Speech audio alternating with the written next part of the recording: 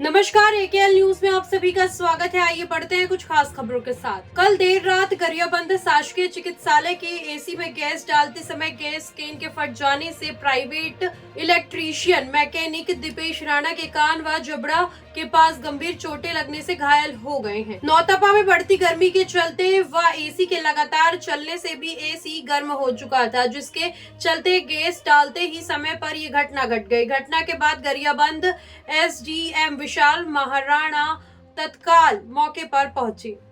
बीते कुछ दिनों से जिला अस्पताल के कुछ एसी लगातार खराब होते जा रहे थे, जिसके चलते मैकेनिकों को बुलाया गया था, जो कल देर रात जिला चिकित्सालय में मैकेनिक द्वारा एसी सुधारने का काम कर रहा था। एसी में गैस कम पाए जाने पर गैस भरा जा रहा था। इसी दौरान गैस केन की टंकी के फट जाने से मैकेनिक दीपेश राणा के जबड़ा व चेहरे के अन्य हिस्सों पर गंभीर चोटें आई हैं। वहीं लगभग 10 फीट के ऊपर से गिरने के कारण भी शरीर के अन्य हिस्सों में चोट लगी है, जिसे वहीं जिला अस्पताल में तत्काल उपचार कराया गया और उसे रायपुर रेफर किया गया है।